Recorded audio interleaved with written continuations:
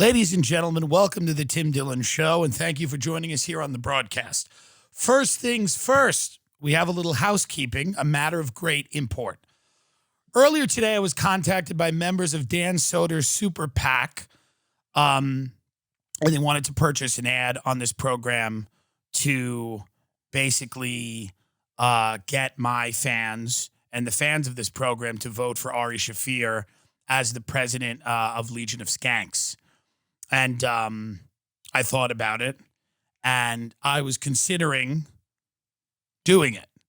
But after some real soul searching about what is best, not only for Legion of Skanks, but what is best for the country, I have decided, along with the Bryant family, to endorse Louis J. Gomez for president of Legion of Skanks.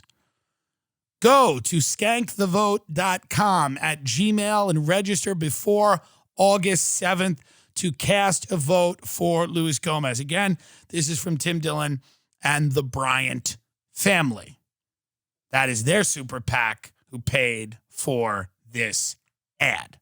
So, thank you so much.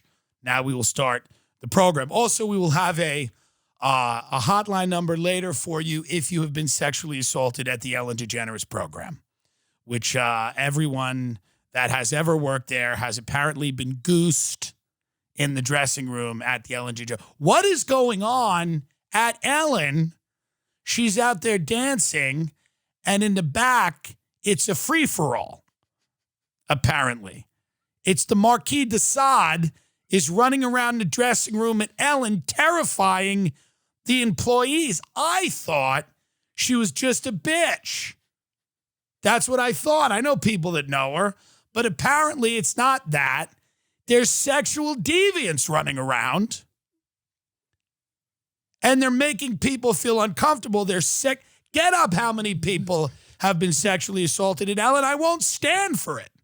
I won't stand for this anymore. Do I like the show more now? That's the question. Do I like it more now that I know that Ellen DeGeneres has been running a rape room in the back of her fun, positive show?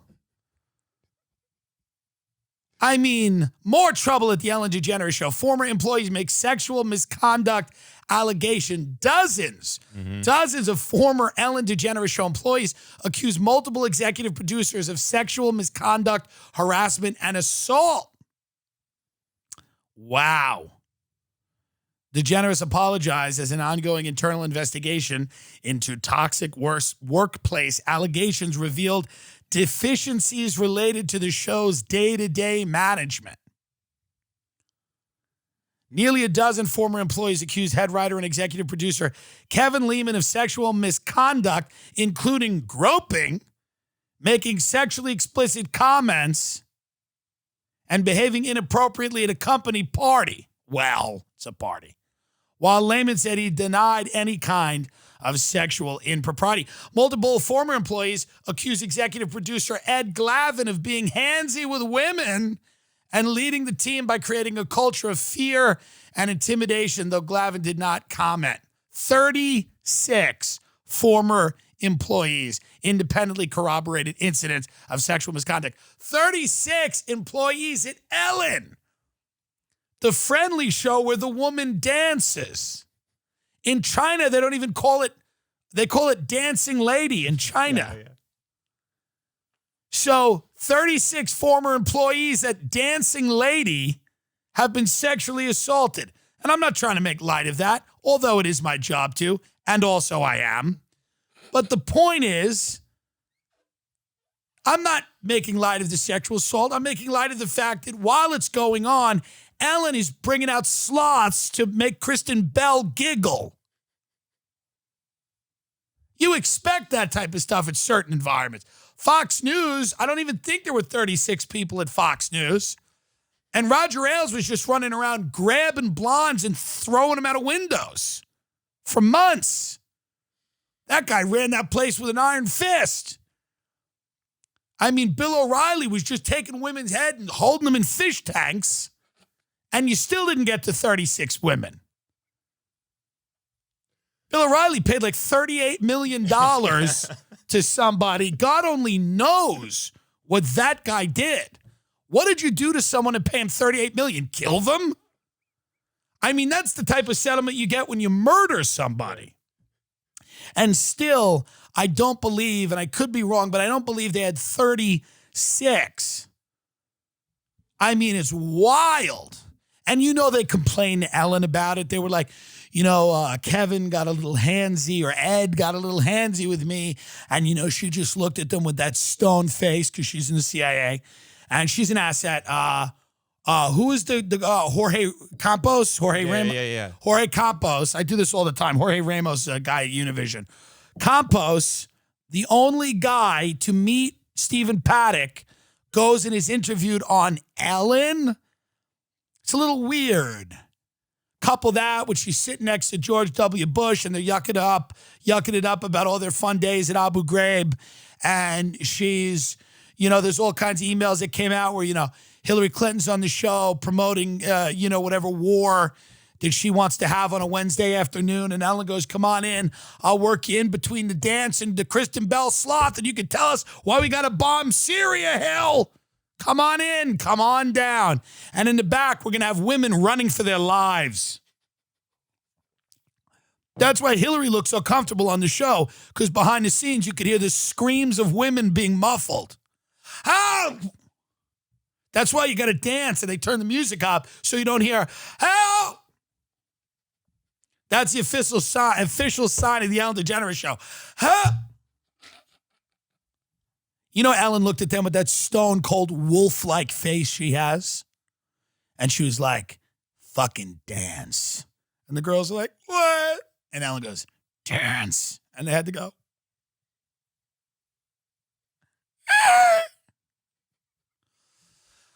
Ellen was a trailblazer. She came out on her ABC sitcom, which also sucked, but she came out and that was good. I applaud that.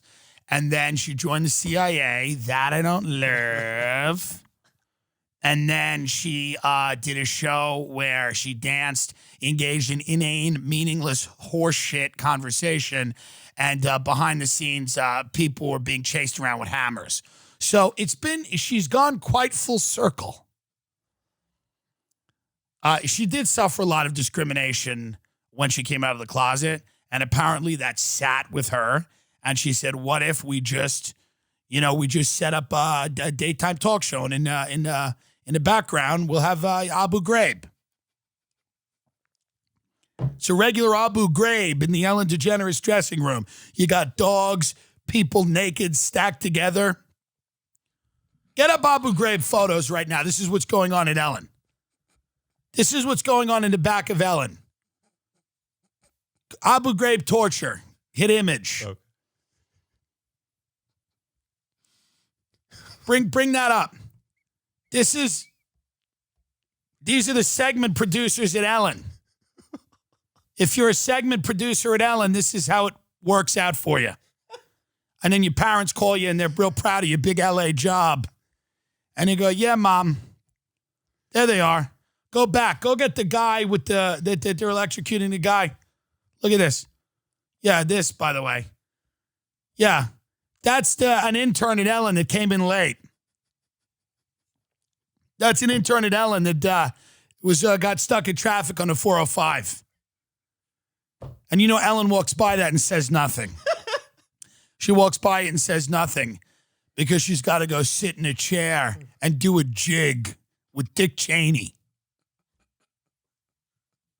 Henry Kissinger's coming on. They're going to do the Charleston. What's going on over there? I want answers, God darn it. She's never had me on.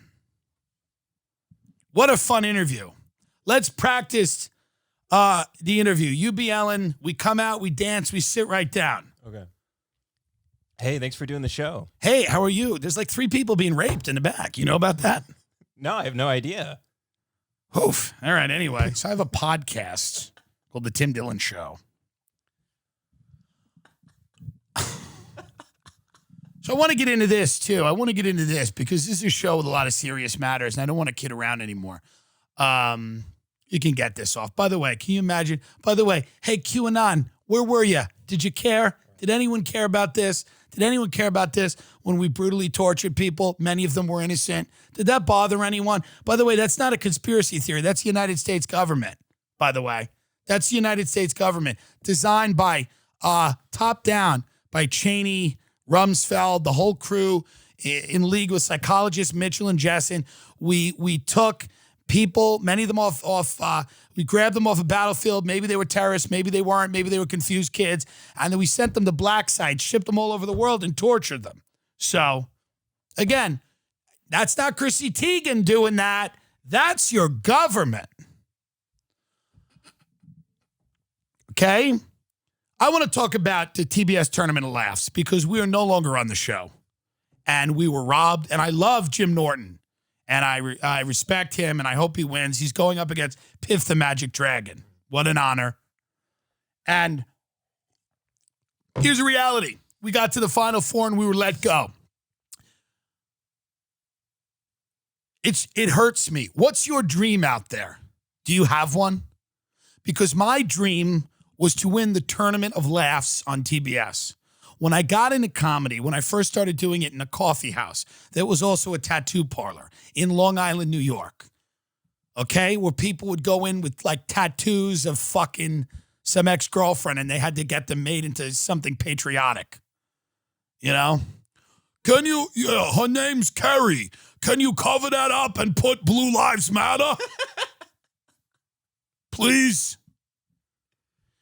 And I started there. And when I started there, I dreamed that one day there'd be a pandemic. I prayed. I said, hopefully a decade into comedy, right as I'm starting to sell tickets, there'll be a pandemic. It'll shut down the whole operation.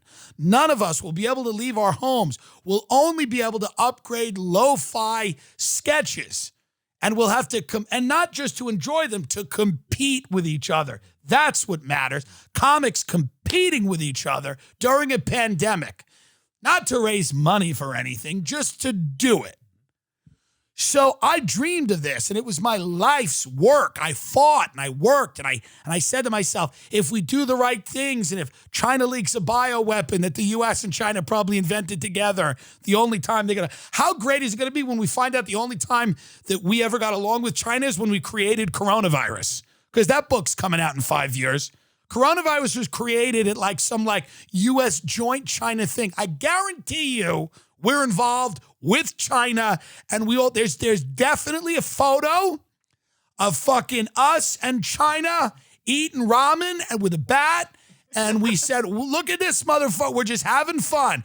It was some weird convention for fucking, bio research DARPA fucks. And they created and cooked up this thing. I guarantee it. It's coming out in a few years, that book, by the way.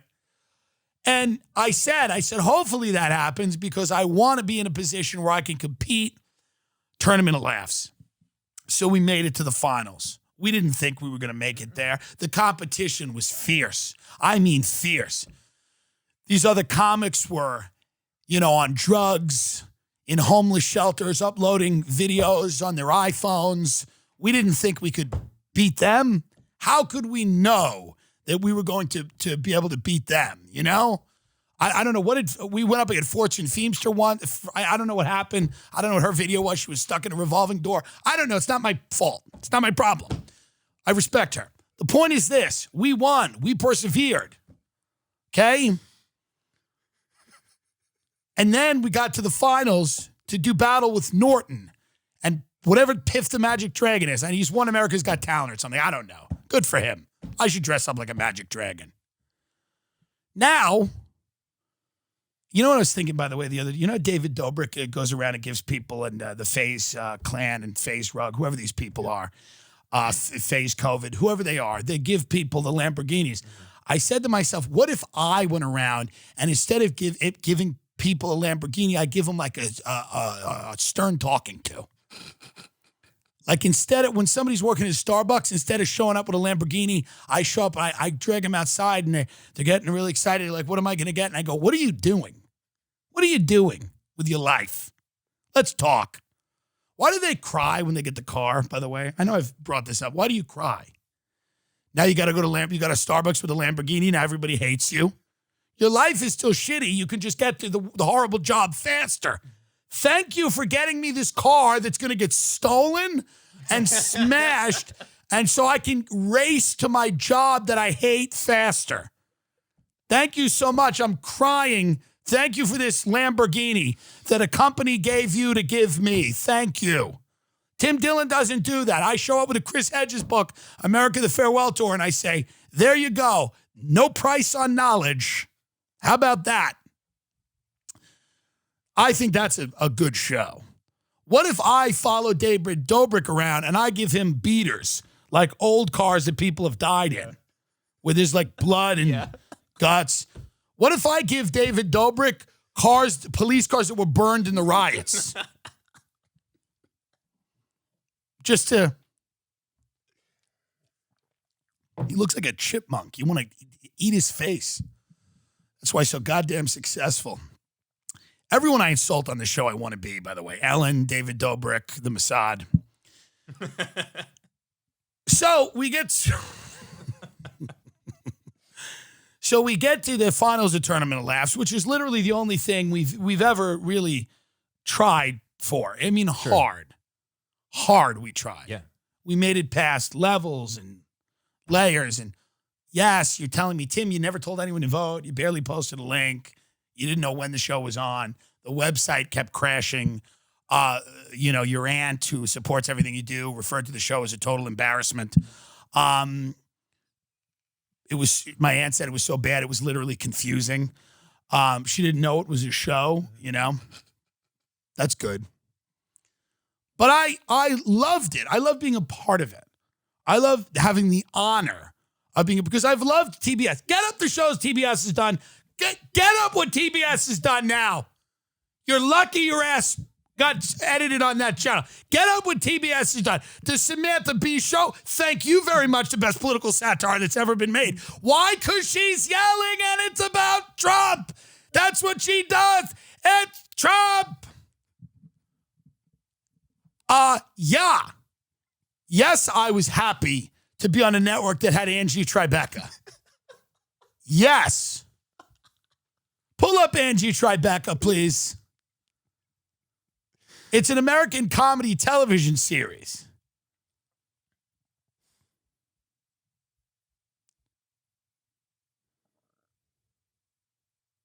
Tribeca leads a squad of LAPD detectives who investigate the most serious cases, from the murder of a ventriloquist to the rash of Baker suicides. Angie works best alone. The only problem, she has a new partner, Jay.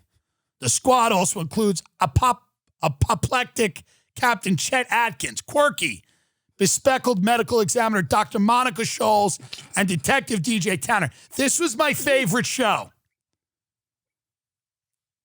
Okay? What else have they done up there? They just buy shows from other places. What about Miracle Workers? Fuck yeah. Bring up Miracle Workers on TBS. Okay. This is what Daniel Radcliffe was in. Miracle Workers on TBS. Man, frustrated with the current state of Earth, God has pretty much given up to focus on petty hobbies. Thinking the end might be near, two determined angels try to change his mind. Craig and Eliza, low-level angels responsible for handling all of humanity's prayers, must convince their boss to save humanity and answer their most impossible prayer yet. Help two humans, Laura and Sam, fall in love. The 7-episode limited series based on Simon Rich's book turns a perception of heaven upside down. Do you people understand what an honor it was to be on this network that had shows like Samantha Bee Yells About Trump, Angie Tribeca, and whatever the hell this was, with Daniel Radcliffe and Steve Buscemi were on it. And Lorne Michaels produced it. Well, boo-hoo. Good. It's great. Anyway, I have no beef with Lorne Michaels, by the way. I'm available. Email me. I'll delete this whole show. I will delete this whole show, sir, if you get behind my career. I'll act like it never happened. I'll walk into the green room of Ellen and just throw hot acid in those fucking bitches' faces. If Ellen comes back, I will be the person who sprays mace at the segment producers if they get mouthy. So we've already established TBS is a phenomenal channel. We were lucky to be on it, okay? Lucky. And we got to the finals. And then we said, let's kick it up. Let's kick it up a little bit. Let's not do the normal, what we're doing, you know, how we usually work together and just it's me and him. We hired a crew. We hired lights. We had producers. We had about a crew of 8 people to do these sketches. Literally that I spent $30,000 producing each one of these sketches, which I will show for you right now. They're going not yet. I don't mean right now. I mean broadcast right now in 38 minutes. I'm kidding. It's coming soon. But I want to set the stage. I spent $30,000 of Whitney Cummings' money buying producers, editors, writers. We had the best team. I mean, these people, they had been behind the best shows. Angie Tribeca, the big guys. Samantha Bee yells about Trump. All the good shows. We hired the best people. Okay? DPs and line producers. You people don't know. You're not in the biz. But we got everybody. We got everybody. We got the guys who made the videos of Abu Ghraib, of them raping people, which Seymour Hersh said they have, and then the CIA destroyed. We got those guys to do the videography. They were the same people on Epstein's Island. We got those people, the people that installed the blackmail equipment in Little St. James, came and they helped us make these videos because they understand how to, when something is high stakes, they get it. They get it. So that's who we got. We spent a lot of money. Yes, was it morally questionable? Sure. But we wanted to win because this was my dream. We poured our heart and soul into it. We took a week to write. A week. Ben came over. We stayed 1 week. We didn't sleep. We used drugs, Adderall, cocaine, whatever. We were huffing household cleaner. Anything to write these sketches. We were tripping mushrooms, LSD, ayahuasca. We were wandering around the desert. Our third eye was open. We were talking to God and the aliens. Everything that we could do to enrich ourselves so that that our bodies and minds would be used as vessels. And that those vessels would be able to deliver a message from another world, maybe, to the people of Earth. That, the highest level of art. Art in the sense of the priest and the shaman. That's what we were doing. We wanted to have a religious experience. These sketches, we put more work into these sketches than anything. And they refused to air them on television. They refused to air them on television. And I literally do not understand why. These are the most intelligent sketches. They are smart, they are sharp, and they show that we not only took this show seriously, but we have respect for the craft of comedy and for the great network of TBS who brought you great shows like Samantha Bee yells about the President of the United States for 28 minutes, and then Angie Tribeca, which I've never seen. Don't start messaging me. Angie Tribeca's not even that bad. If somebody out there right now is like, oh, you're shitting on Angie Tribeca. You better understand. Angie Tribeca was kind of, I've never watched it. We're going to play the first sketch now. This sketch took 4 days to shoot. How many to edit? 3? 3 or 4, yeah. In an editing room, you had 3 editors working with you. Mm-hmm. Day and night. Day and night. And they refused to put this on television on the TBS network. So now we're going to show you this sketch, which literally I've never worked harder at anything than I have doing this. And I submitted it to the TBS network, and they did not air it on television. And I want to know why. And and maybe some of you could let me know, because when you see this, you're going to see how hard we fucking worked.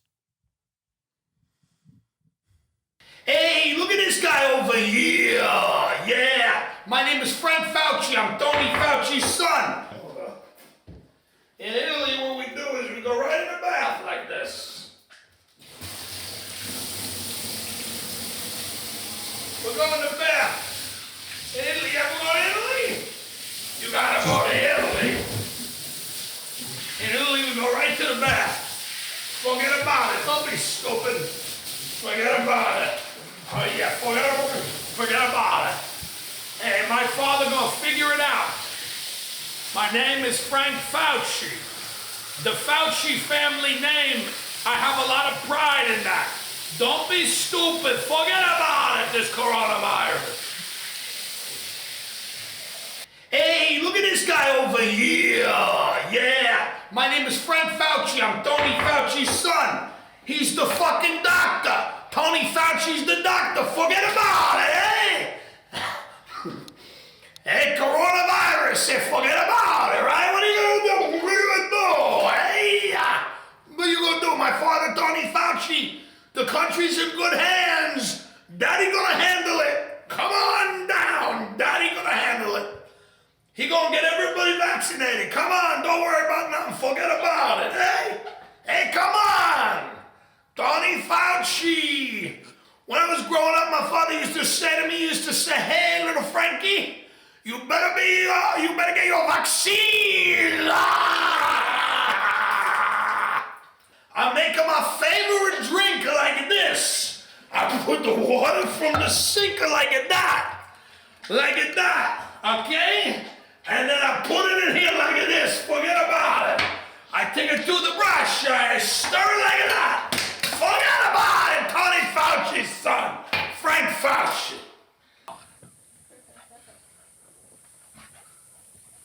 Yeah, look at this guy here. Look over there now. Look at this guy. Yeah, he likes it. Oh.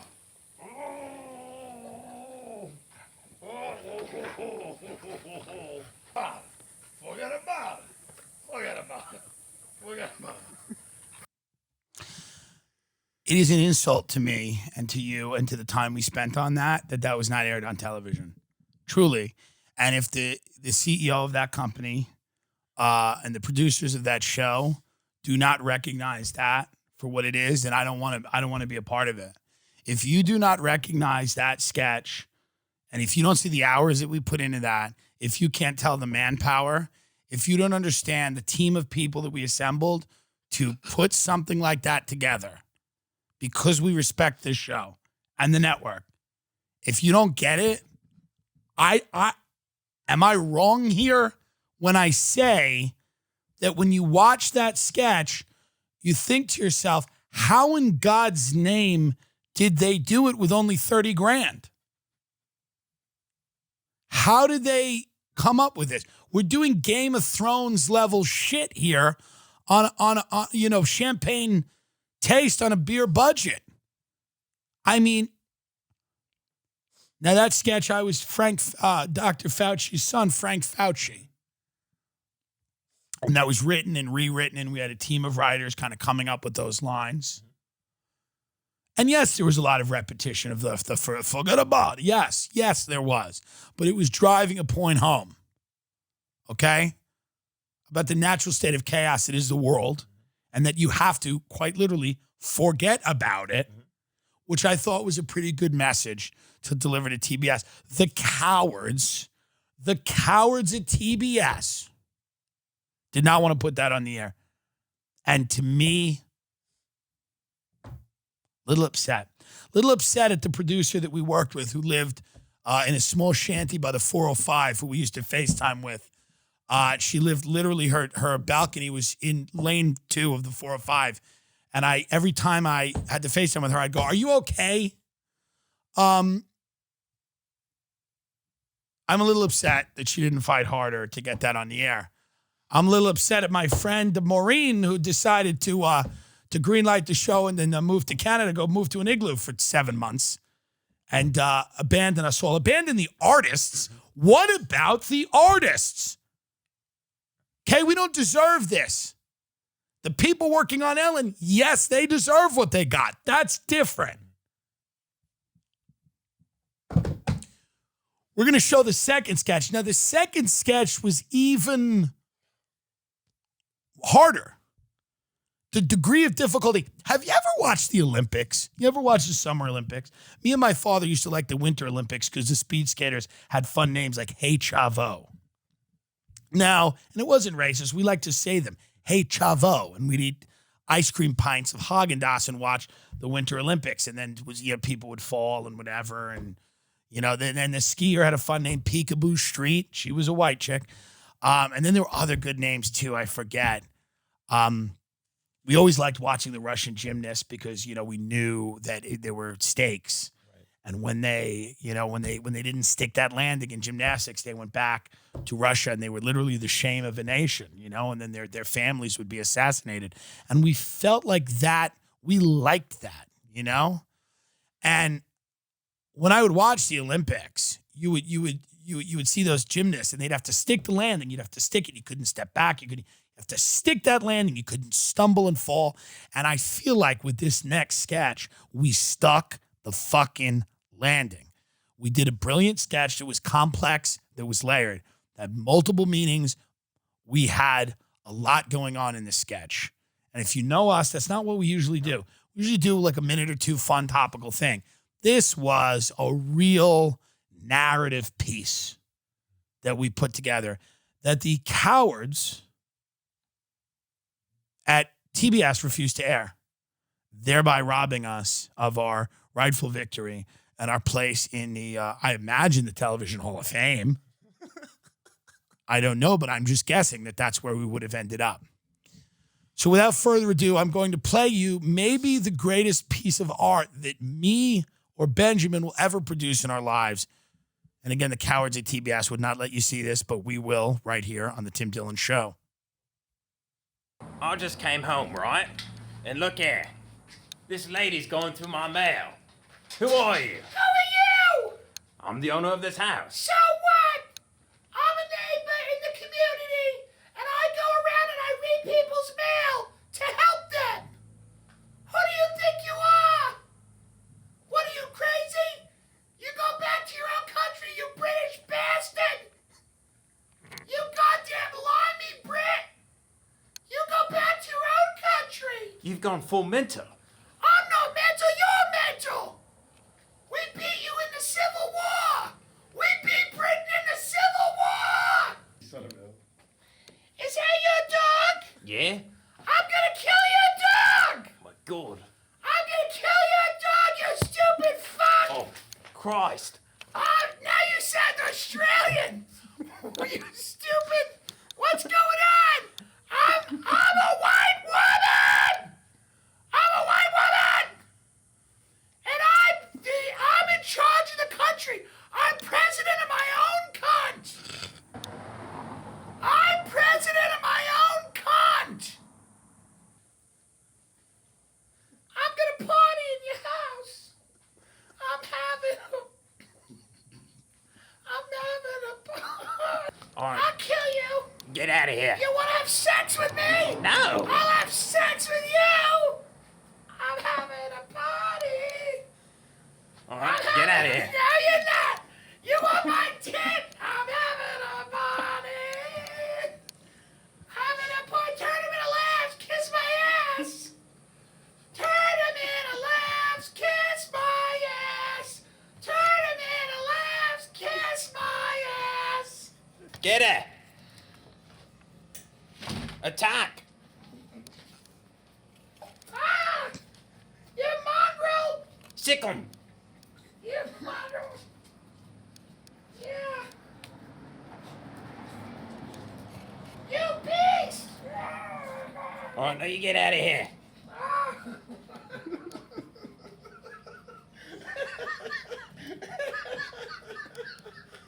Hey, turn him into laughs. Kiss my ass. How about that? I mean, the proof is in the pudding. The proof is in the pudding. To not put that on the air, to deny the effort that went into that, to me is criminal. Completely criminal. and I am a little disappointed. Little disappointed. How many times have I said on this program to buy gold? Countless. I've never said that. But it's only because I don't always want to give away the secrets, the tricks of the trade. Something about owning gold bullion, you know? It's not like this fake paper currency. Something real, you can hold on to it. I would, if you have a retirement account, a Roth IRA or something like that, it's very important to convert a certain percentage of that, I think, to gold, to a precious metal. And that's why today I want to tell you about the Birch Gold Group. As one of the top dealers of physical precious metals in the United States, Birch Gold Group helps Americans diversify their savings with gold and silver. Customers can purchase for physical possessions or convert a portion of their IRA or 401k into an IRA backed by physical precious metals. Birch Gold Group specializes in gold IRAs, so this should be the primary focus of what you do.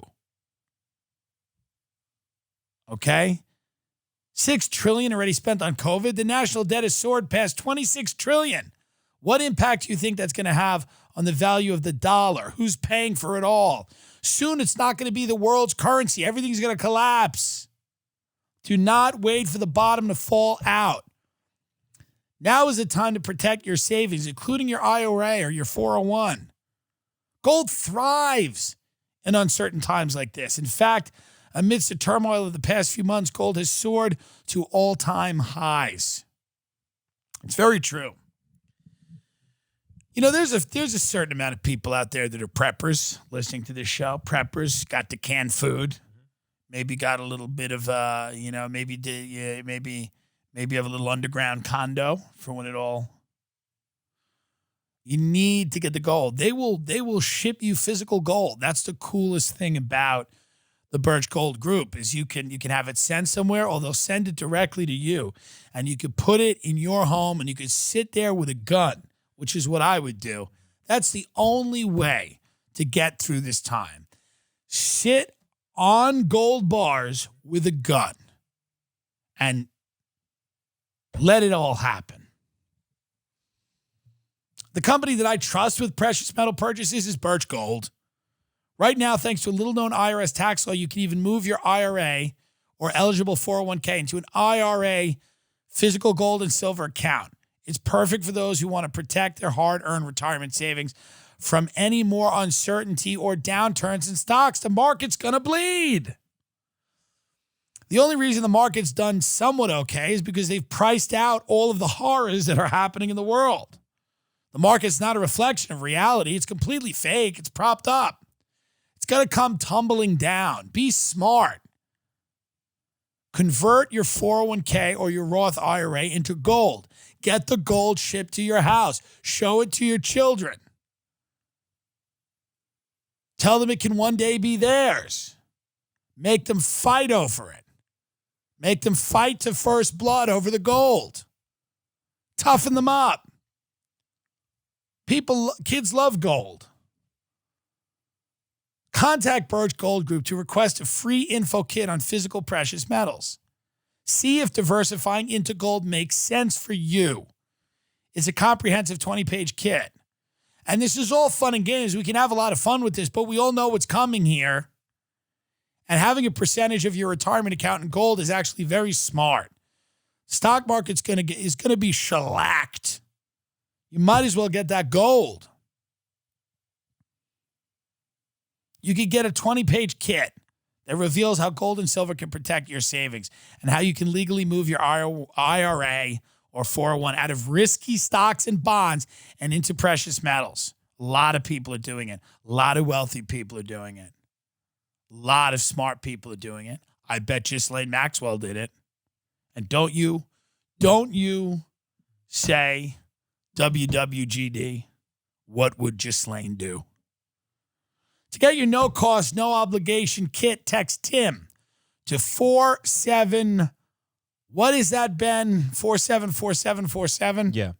Text Tim to 474747. For a limited time, see how you could qualify for up to $10,000 in free precious metals on your purchase. Wow. What? So if you qualify, you might get $10,000 in free precious metals on your purchase. Text Tim to 474747. Do it. Why not learn? Even if you're not going to do it, learn what it's like to have actual gold. Remember DuckTales? Yeah. What did they swim around in a pit of? Cash? Remind me. Bankers' notes, bonds, stock certificates. What did the DuckTales ducks swim around in? Gold. Correct. And who was the rich duck? Scrooge McDuck. Scrooge. He did what he needed to do. Who was Launchpad McQuack? Wasn't he like the villain? No, I don't think he was. Launchpad McQuack.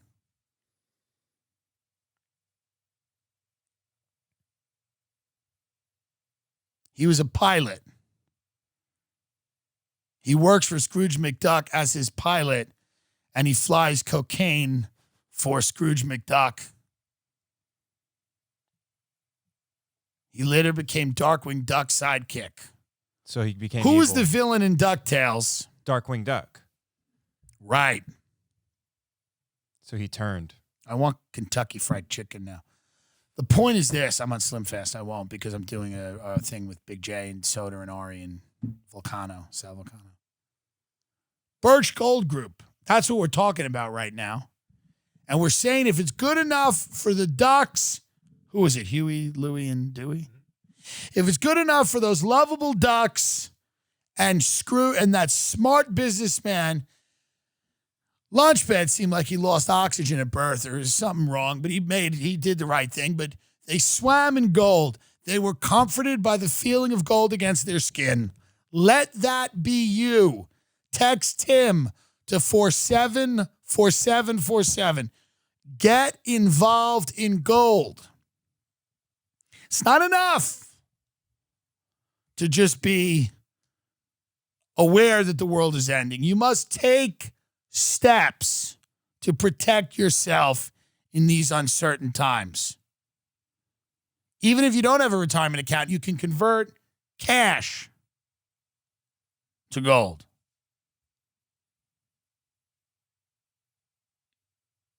Do it. Thank you. Ridge Wallet, yum. Ridge Wallet, buy the wallet. It's a minimal front pocket wallet that's designed to streamline what you carry every day. It has 30,000 five-star reviews, and it's a better way to carry your cash and cards. I use it. Ben uses it. Everyone on the show uses it. Go and buy this wallet, okay? Go to ridge.com/Tim and use the code TIM. The link is in the description. Ridge is great. They're metal wallets. They're sleek. They're small. You can easily sanitize them with a sanitizer. You put them in the front pocket. It's like you don't even have it. It's easy. If you get mugged, people won't find it. You know, you could get brutally beaten on the street and they won't get your Ridge. It's very important. So do that, okay? It's sleek. It's got two metal plates bound together by a durable elastic band. The Ridge looks nothing like a traditional wallet. Titanium, carbon fiber, and aluminum options ensures there's an option for everybody. Okay? I love Ridge. Do you love Ridge? Yes. Get 10% off today with free worldwide shipping and returns by going to ridge.com/Tim. Do you like the show? Do you enjoy the show? Do you value what we do? Do you want to try a wallet? Get a nice little wallet. It's ridge.com/Tim and use the code TIM. We've talked about this ad nauseum. I've done lots of ads for Ridge. I mean, I've spent hours on the Ridge wallet, truly. It's now time for you to do something for me. Why don't you do something for me? And go to ridge.com/Tim and use the promo code TIM. And if you don't use the promo code TIM, don't even do it. Use the promo code TIM. Why? You get free worldwide shipping and returns if you don't like it. And you'll love it, dummy. You're going to love it. You're going to love it. Remember the guy that didn't get the Ridge wallet that was gonna, and he decided not to? Remember what happened to him?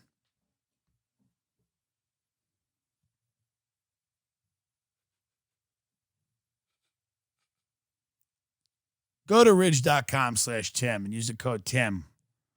I'm telling you, you're not going to regret this. I love it. I use it. Ben uses it.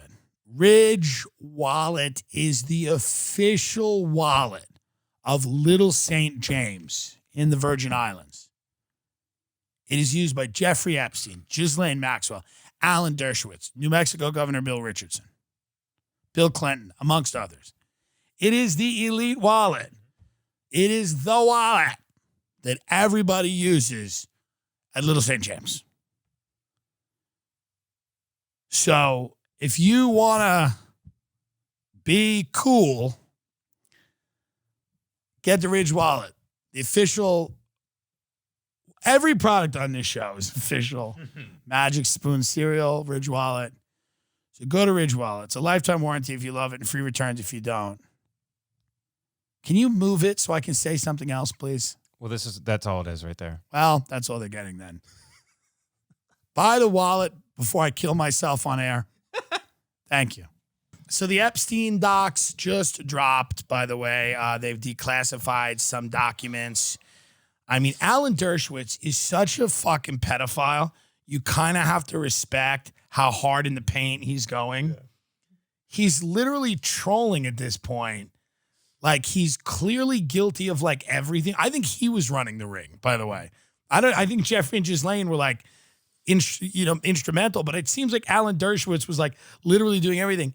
He's, like, written articles where he's like, let's lower the age of consent. It's like, that's not a great article to surface if you're literally being credibly accused of, like, raping children on an island. I love this. Alan Dershowitz defends op-ed suggesting that age of consent for sex should be lowered. It's great. Alan Dershowitz, the outspoken, controversial Harvard Law emeritus professor, is defending himself on Twitter after an op-ed resurfaced in which he suggested the age of consent for statutory rape cases should be lowered. In a 97 op-ed in the LA Times suggesting that 15 was a reasonable age of consent. Oh, boy. No matter how old the partner was. Whoa. Wow. Keep it in your pants, Dersh. What a sick fuck. I mean, God. Statutory rape is an outdated concept, Alan Dershowitz. Now go to the documents that just came out, which people's name, Bill Clinton is named in them. I had a little fun joke on Twitter. I said, Trump is about to ban TikTok. So if you want to see 16-year-old girls dancing, you got to take a plane with Bill Clinton, which is probably true. I love Bill Clinton was like speaking at John Lewis's memorial. And he's like talking about the civil rights movement. And he's like, literally, I mean, go hide. Doesn't anyone hide? I mean, so Clinton is now named in these documents by a witness who says he was at the island. He was at Little St. James with two young women from New York. That is what people are saying about Bill Clinton. Other people named, of course, are Alan Dershowitz, New Mexico Governor Bill Richardson. There's other people named Ron Burkle, supermarket billionaire, friends with Clinton. There's other people as well. Their names are kind of escaping me. I think Matt Lauer, maybe. Oh, really? I think they said something about Matt Lauer being named as well. There's just some odd stuff floating around with that. And these are the first set of documents that are going to be released. There are more documents that are coming out about this case. And, I mean, everybody was really... Ghislaine Maxwell, obviously, was not only recruiting these women, she was abusing them as well. And that is why, when we had Whitney Webb on the program, Whitney was like, why is she not being charged with that much more serious offense? So Governor Bill Richardson denies involvement in Epstein's sex trafficking. Imagine all of these people Like they thought they were kind of going to get away with it, and they almost did. Like they're almost all dead. That's the other thing. Like you're going to see the line of demons that get trotted out for this. They're almost dead. They're literally octogenarians. They're 80 years old. They're almost dead. They were almost. I mean, they should want to get COVID. These people now, they should want to get COVID. R.I.P. Herman Cain, Godfather's Pizza. You know, Ray Kump showed me a fun thing. Herman Cain, of course, died of coronavirus. You know, didn't wear a mask, whatever. He also had stage 4 cancer. He was 74. We get it. Right. But, you know, coronavirus probably speeded it up. But Herman Cain, Godfather's Pizza, which is like just the most, I mean, it is fun. I'm racist against Italians all the time because it's fun. But like Godfather's Pizza is like, we'll make you a pizza you can't refuse, you know, because you're all criminals. And then they had some guy tweeted the Godfather's Pizza Mafia name generator. Get this up. Godfather's Pizza, your mob name. By the way, if you're ordering Godfather's Pizza, I mean, COVID is the best thing to happen to you. So create your Godfather's Pizza mob name. So Ben, yours is Blue Eyes the Ant. Using your first and last initials, create your Godfather's Pizza mobster name. Mine is Teflon Tony the Iceman. What are you supposed to do with these names? Do they call you that name when they open the door to your trailer to give you Godfather's Pizza? Hey, are you Richie the Clown? You just open the door to your trailer. Hey, we got a meat lovers for Richie the Clown. Is Muscles the grocer there? We got a supreme pizza for Muscles the grocer. How about Whitey the wise guy? How about Fast Frankie the animal? Is Hot Stuff the snake there? We have some wings made at Godfather's Pizza. But these people almost got away with it, and they're all, Bill Clinton looks pretty dead, you know, when you see him at the John Lewis Memorial. He's gone vegan. He can't fuck anymore. He has a heart problem. I mean, that guy, it's all coming apart. Imagine living long enough to see yourself become the hero in the 90s, the progressive hero. Like Bill Clinton, when I was growing up, him and Hillary were like progressive heroes, and that, you know, James Carville, you know, the Raging Cajun would be like, he'd be like, you know, revving up the fucking war room and everybody that, you know, like we got the real candidate. We got Bill and Hillary. We're going all the way. And like you'd see them, he'd be giving stump speeches. And he was amazing at this, you know. He was amazing at this. He'd be in fucking wherever that he'd fucking be, you know, in Oklahoma or Iowa, Pennsylvania, Arkansas, Colorado, wherever he was. You know, he'd be at a diner shaking somebody's hand or kissing a baby, eating a piece of pie. And he'd get up and he'd be like, I love you and I love you. And, you know, this country, and everybody would be so into it. So imagine living through that, like being at the height of power, you're being worshipped, and then you live long enough to see yourself become, I mean, it's the old quote, right? Right. You know, you die a president or you live long enough to see yourself become a pedophile. It's the old famous quote. But think about the journey that guy's had. Everybody loved him. Then everybody got mad he got his dick sucked. And now he thought that was bad. Now, 30 years later, he's opening the newspaper and they're like, we know your fucking kid's on the island. He's like, oh, God. He's like disgraced, beyond disgraced. And him and Hillary won't go away. Like they won't go away. They're just still there.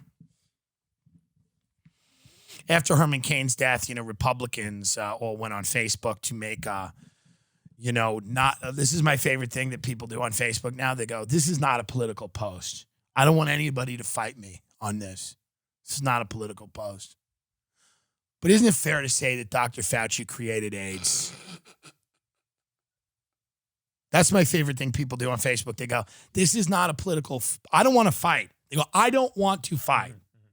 This is not a political post. I'm asking questions. Can I ask a question? The question is, and again, it's not political. It's not political. are the people who died from COVID pedophiles. Not political. I'm just asking. Are we using COVID to get rid of pedophiles? Just a question, throwing it out there. Please don't attack me. This is Facebook. It's a reasonable question to ask.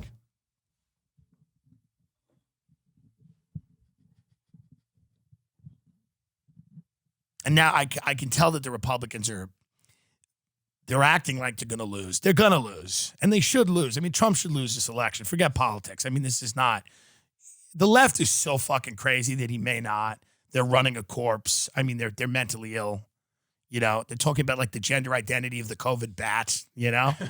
I mean, it's a circus over there. And you know how I feel about it all.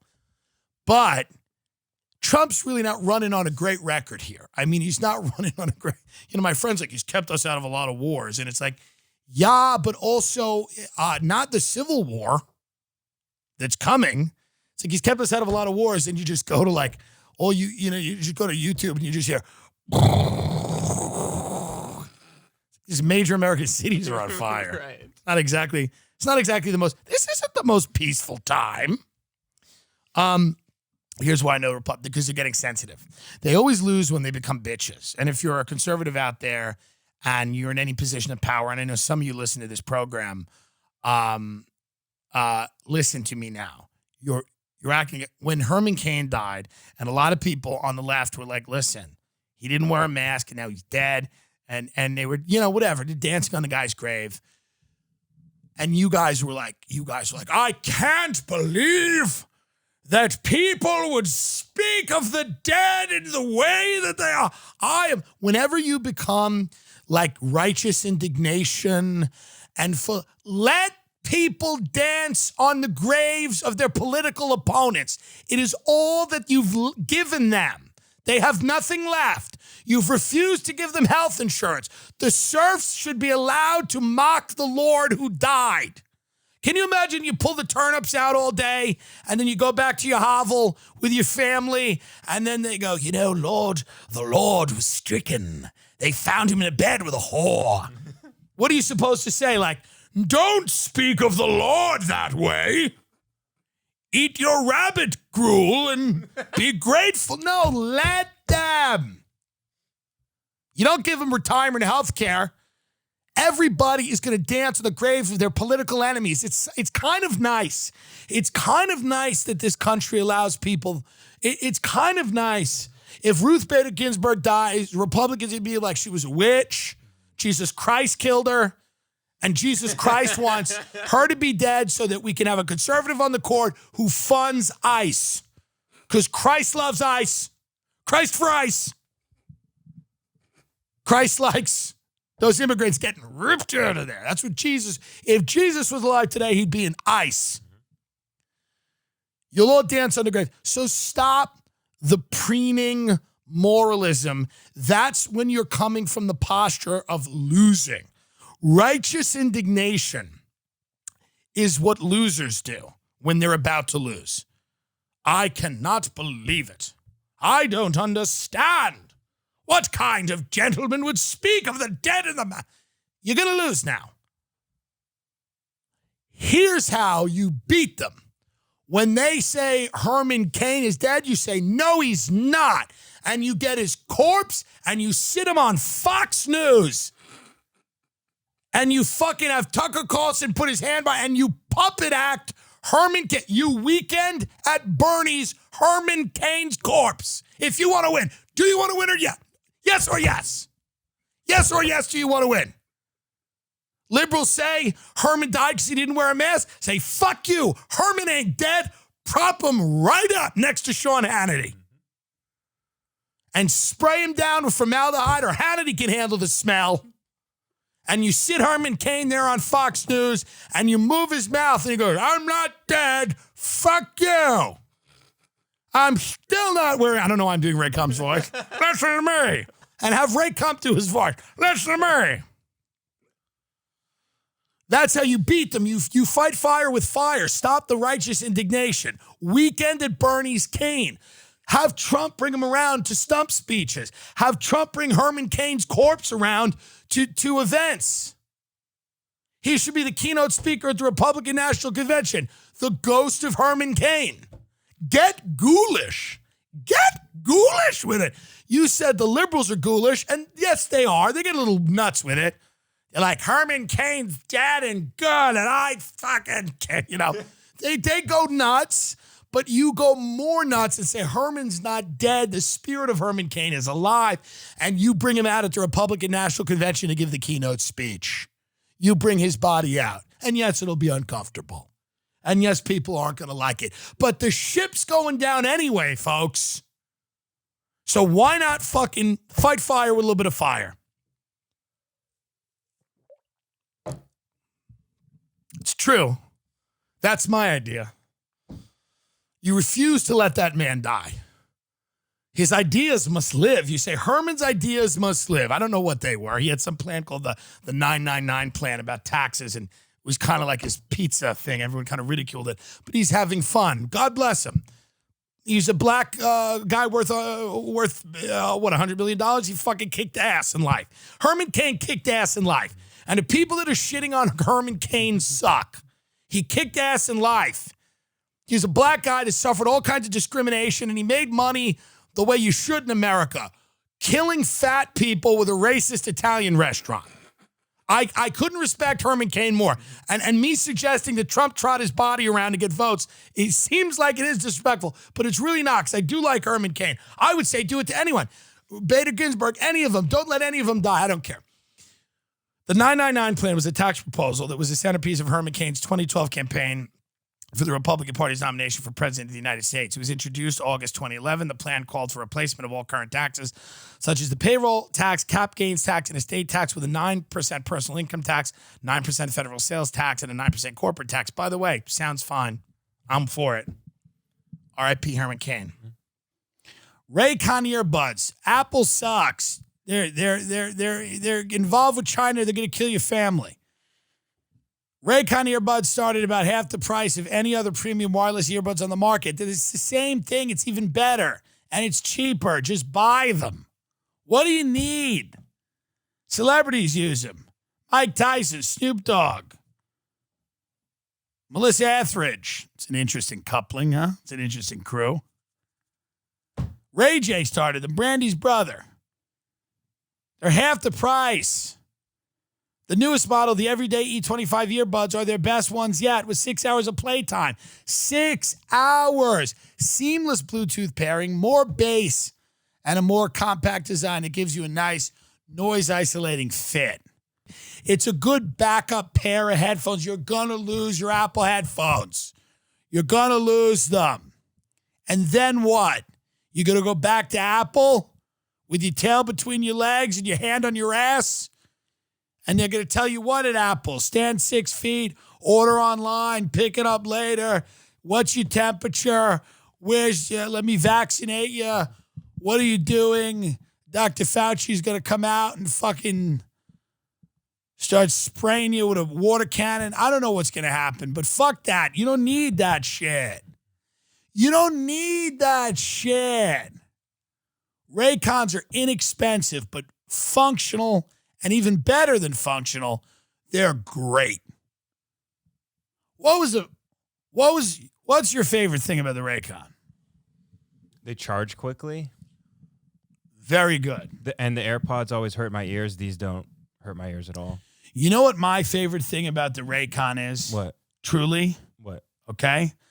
I was being mugged the other day. I don't know why that's funny. I was being mugged the other day. Mugged. And the guy noticed the Raycons in my ears. And he said, I'm not going to mug you. And he didn't. He fucked me. Why? Because Raycon is good. It's very late, folks. BuyRaycon.com/Tim. BuyRaycon.com/Tim. Stop going to Apple. They're trying to kill you, COVID-19. Apple, China, COVID-19. Fauci. Magic Spoon is my favorite cereal. It has 0 sugar, 11 grams of protein, and 3 net carbs. I should have had more Magic Spoon cereal. Now I'm having a stroke. 4 flavors, cocoa, fruity, frosted, and blueberry. It tastes amazing. It's like the cereals you had as a kid. Everybody loves it. Greg Gutfeld of Fox News, who many of you hate, and that's probably maybe some of that is justifiable. I don't know. He's very nice to me, retweets me, but, he likes it. He said something nice about it today. Don't fucking use his code if he has one. MagicSpoon.com/Tim Dillon. This is a cereal to get your kids hooked on. If they like sugary shit, get them this cereal because it's very low in sugar, very low in carbs. It is high protein, okay? This is a very healthy cereal that mimics the flavor of the sugary cereals you had as a kid, okay? If you're on a keto diet, this is definitely on there. You go to MagicSpoon.com/Tim Dillon, MagicSpoon.com/Tim Dillon. Post a photo of you with Magic Spoon. I will repost it on my Instagram. And then I will select one lucky winner to see my show at Madison Square Garden next week, where I'm performing in Madison Square Garden with Billie Eilish. So how about that? MagicSpoon.com/Tim Dillon. But I will repost you on the Instagram. And I'll plug your information. I'll say follow whatever if you do that. But you got to show me with the Magic Spoon that you bought with my promo code. Don't lie. We're going on the honor system. MagicSpoon.com/Tim Dillon. Use the code Tim Dillon for free shipping. Free shipping's big. Cereal's not that pricey for what it is. How pricey is life? How expensive is death? You don't want to leave your family with a burden. Live. Magic Spoon, and I've said it before, is the official cereal of Little St. James. Everybody ate Magic Spoon on the island. That's why they look so good. It's good. Trust me. I wouldn't lie to you. I'm not a liar. Am I a liar? I'm a pathological liar. Not about this. Not about this. No, sir. You put the cereal in the bowl and you eat it and you shut your mouth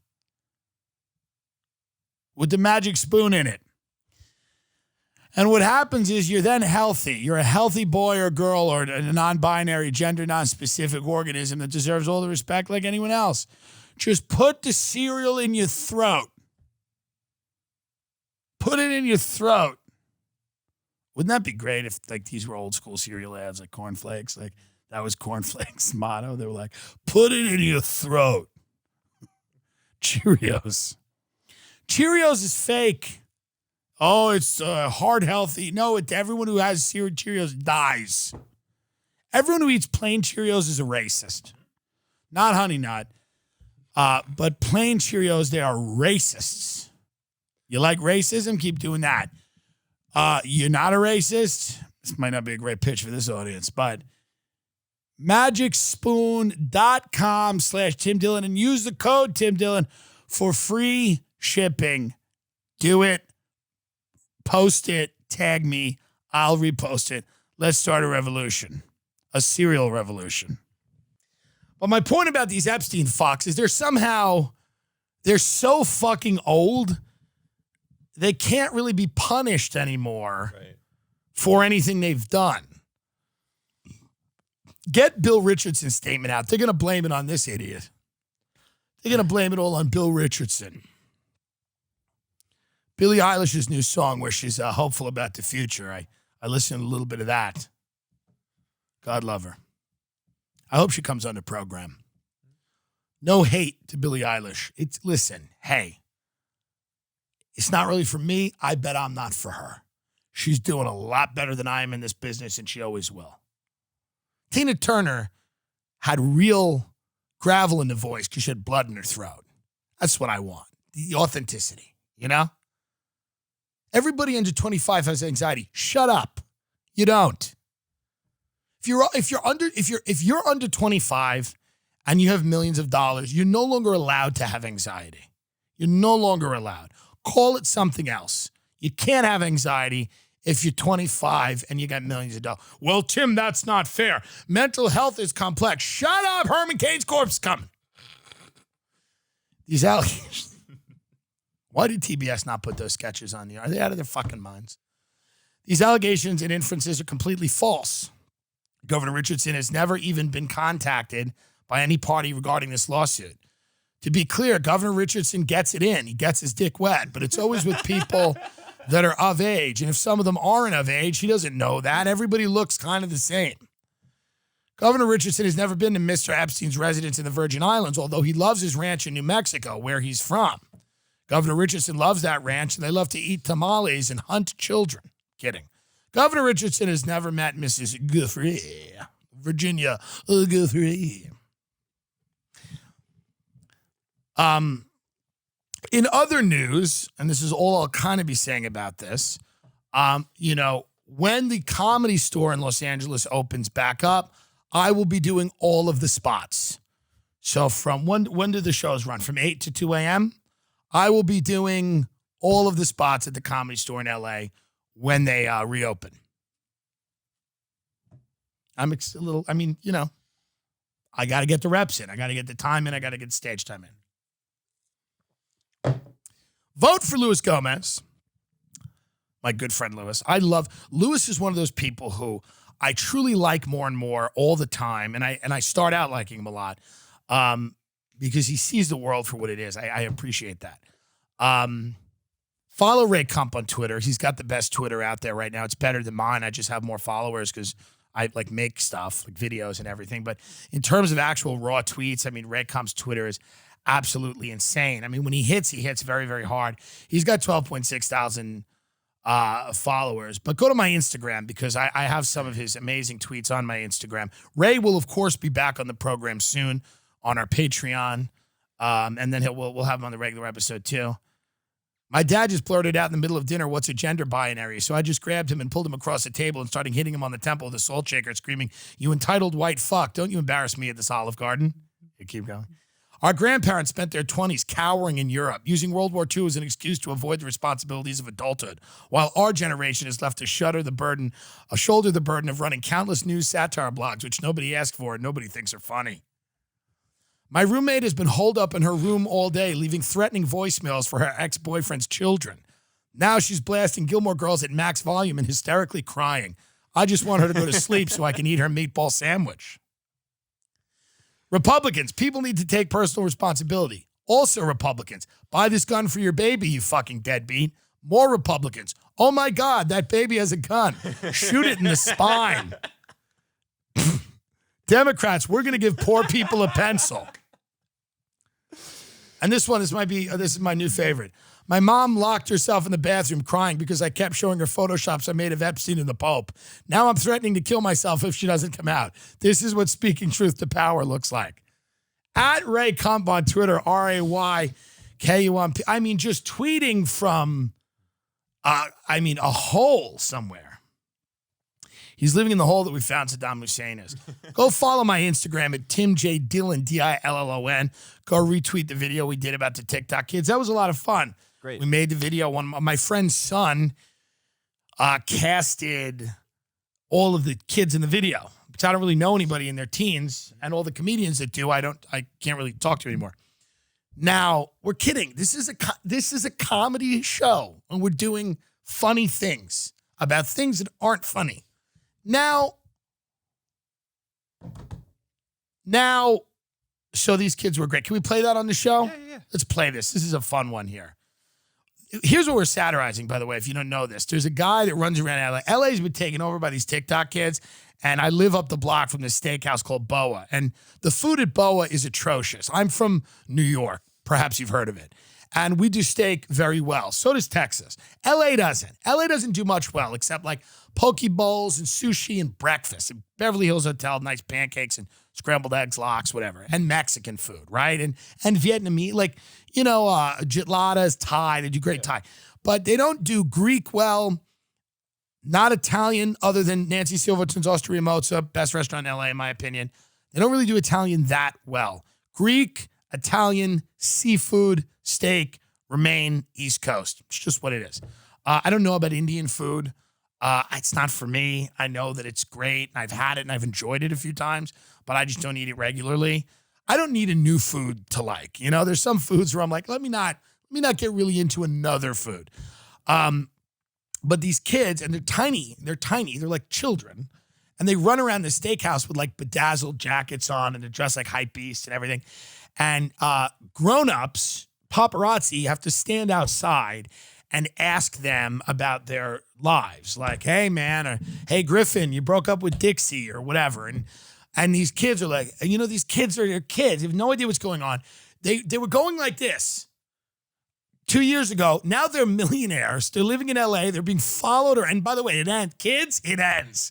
So get that money while you can because it ends, okay? But as of right now, they're living the dream. They're fucking each other. They're in this big house in the hills. They're being, their parents are probably out of work. Their parents are probably shot. The kids are like supporting their families. And again, just from this. And I mean, can you imagine when they grow up? They're like, what were you doing during the Grandpa, what were you doing during the pandemic?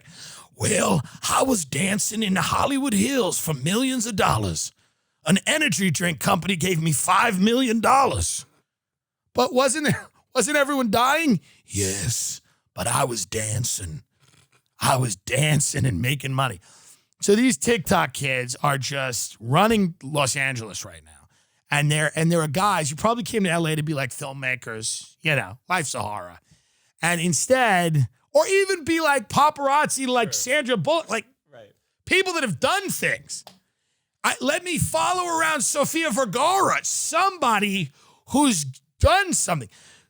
Now they got to follow these like 16-year-old kids into Starbucks while these kids come out and they're like, hi. And he's like, hey, what's going on with you? And they're like, nada. I'm just like here. So we made this video satirizing this guy, and I hope this gets to him because I respect him. I respect anyone's hustle, and I don't want anyone to get hurt, but let me just say what would be funny. I always worry when I say this. I always worry when I say things like this. Would it be funny? I don't want any of the kids getting hurt, but would it be funny if this guy blew his head off in front of all of them?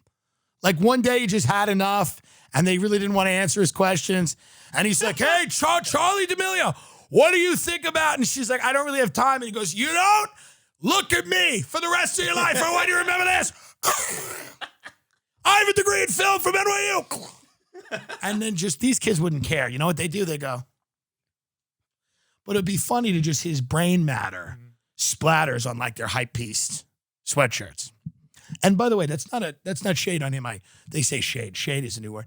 And it's an old word, shade, really. But I've just gotten into it. No, Trump, it's an old, but it's really, see, everyone thinks Trump imitations are that hard. They're actually not that hard. Like if anyone practiced, they're kind of, JL Colvan is the best Trump imitation ever. It's fucking hilarious. So we made this video. You can watch it. Hey, Olivia, what's up? Good morning. Hi. What are you guys doing outside my house? Ah, come on. You know we love you. Listen, Olivia, what's going on? Let me ask you, there's so much happening. Do you think Ryan should be canceled for dressing up like a Japanese person? I'm not really into cancel culture. Ah, all right. What do you got to say to the fans? What's going on? What are you working on right now? Lots of stuff I can't talk Can about. I get a picture? Yeah, of course. Can you Yeah, that's right. I don't know. follow Ryan with dressed 2 up though Ls like a on geisha in TikTok? 7th grade. That was very insensitive. Hey, Madison, what's up, ladies? Guess who? Guess who, Madison? You're never going to guess what I have in my possession right now. What do you have? I have your report card from last year. You failed chemistry. That class was hard. Your mother paid for a tutor. Talk to me, man. What's going on? What's up, man? What How's are you it going? doing, man? Dude, what's next for you? That's what everybody wants to know. It's like, what's next for you? I really want to become an actor. An actor? Yeah, man. So what type of acting you trying to do? Like, you know, like acting like where you're like talking in front Yeah, of I feel that, man. I feel that. Yo, Gio, what's up, fam? What up? What's up? What's going on with you and Ashley, bro? I mean, you know, I can't really speak on that right now. I'm just focused on the music. Yeah, what kind of music you gonna put out? It's that new shit. Yeah, It's the like new what? shit. Like Lil Dicky meets Enya. Fuck yeah, man. Yeah.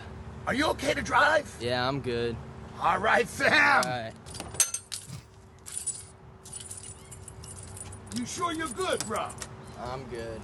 Look at a recorder mid-TikTok. So what's going on? You think we're going to war with China? Stop following our me and my friends. You're literally like 50 years old. Please get out. Leave. Go back. Go. All right. Go. Yeah, man, so you took a trip back home. What was that like? Yeah, it wasn't good, man. My mom just passed away to COVID, so. Oh, man, that doesn't slap. No, it doesn't. No. R.I.P. Mom, you know what I'm saying? Yeah, that's right. R.I.P. Mom. Yeah. That kid was great. That kid did it in one take. Yeah. Like Hey, Jay-Z Video, just got in the what's booth. up? One take. That was fun, though. We did that video about the TikTok. I thought some of the TikTok kids would share it, but of course, we're so below them that they're Right. not. They're living on a cloud. They don't even want to know people like me exist. And by the way, I don't blame them. And it's also, comedy's not for good-looking people where things are going well. Not my comedy, you know? Not any comedy I've ever respected. It's like, comedy needs to be for people who my comedy needs to be for people who are currently on fire. Like, that's who my comedy's for. It's not for like a kid who just got $8,000 to wear a sweatshirt for a minute in a video. It's for people who are literally, their leg is being amputated as we speak. And not even in a hospital, by like another member of Antifa who's like, fuck, the cops got, I don't know, Jasmine's leg. I don't know what the Antifa names are. It's not Jasmine, but whatever. Fern. What if Antifa, a general, was named Fern? Yeah. Antifa needs a head. They're too random. Mm-hmm. You need someone to negotiate. You need to be like a fat, non-binary, purple hair. Like you need like a Dick Tracy villain to be the head of Antifa, so you can negotiate with like Trump. Mm-hmm. She could like threaten Trump. We're heading into like a comic, graphic novel world, so we need that.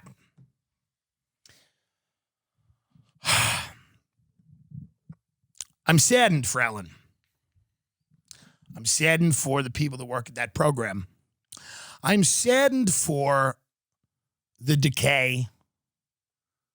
I'm saddened by the cowardice of the executives at TBS that would not allow what I consider two of the greatest pieces of art ever produced on the air. Okay? Because apparently they didn't make sense and were literally insane. And it was clear I didn't really care. And I just submitted nonsense of me playing with a bulldog. I mean, that was their view. Do you even see how they get that? I don't. TimDillonComedy.com. No dates now or ever. Kidding. Hopefully we'll be out there eventually. Tim J. Dillon, DILLON on Instagram. Go follow me on Instagram. Go follow me on Twitter, Tim J. Dillon. Go follow Ray Comp. Go follow Ben Avery. What's your handle? Shut up. Go follow.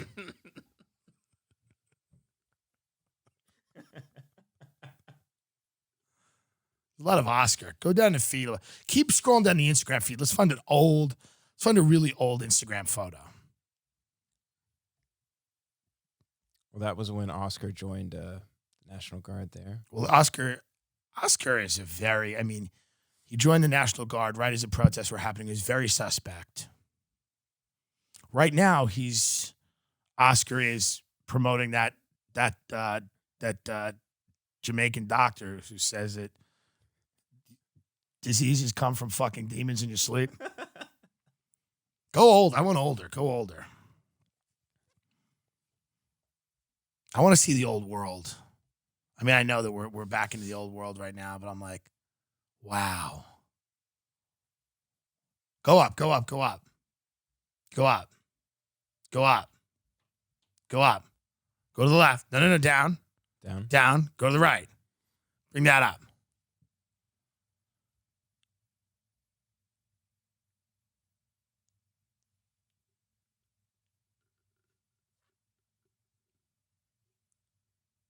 New host of Fighter and the Kid. Good night, everybody.